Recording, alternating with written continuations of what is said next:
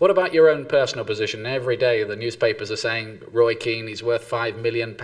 Real Madrid want to sign him. Blackburn want to sign him. Liverpool want to sign him. What is the position? Well, the position's simple. I'm on a contract for another season and a half. And I've discussed a new contract at Forest. And, if I get the right deal, I'm prepared to stay, because to me this is the best club in England. Best coaching staff, best manager. And I'm still learning my trade. I'm only, 21 and I have a lot to learn, and I don't think I can learn at any better place than under Brian Clough. Are you flattered by all the transfer talk? Because earlier this season, even Diego Maradona was saying what a great player you are. No, I don't take any notice of it. If just concentrate and playing week in, week out for Forest, trying to play well. Simple as that.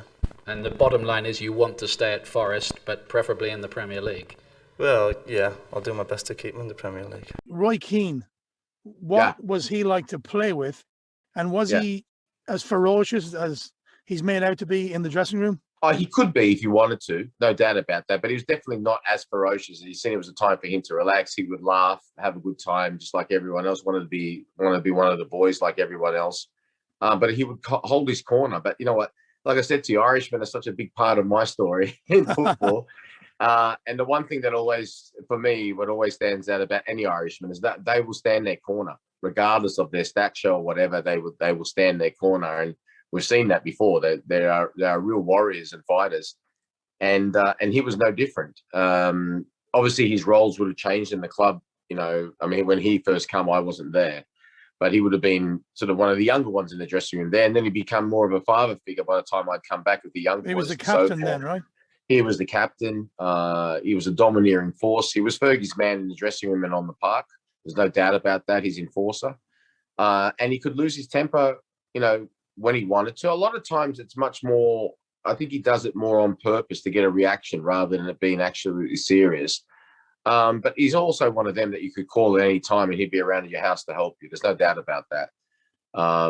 There was more of a soft side to him than anyone would know. And I think that's a little bit of perhaps, a little bit of fear on his part that he doesn't want too many people to know that he has that soft side because of the fear of being taken advantage of. But he was as domineering as a personality in a dressing room that I've ever played with. There's no doubt about that.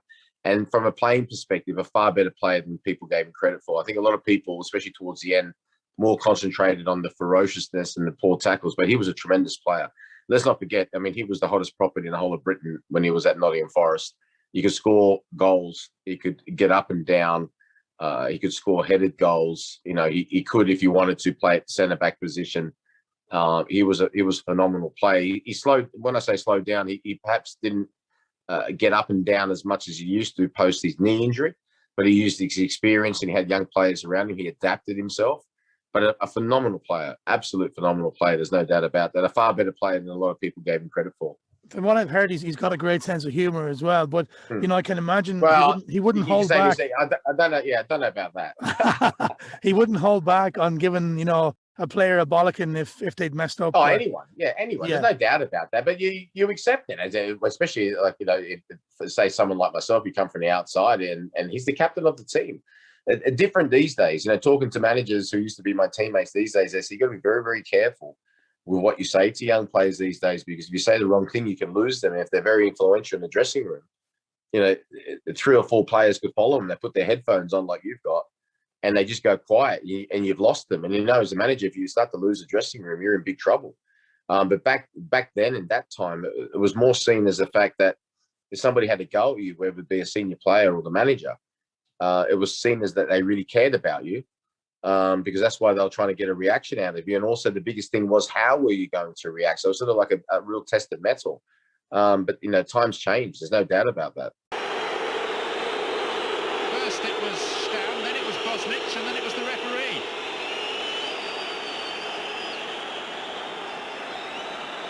And hardly a couple of shrinking violets.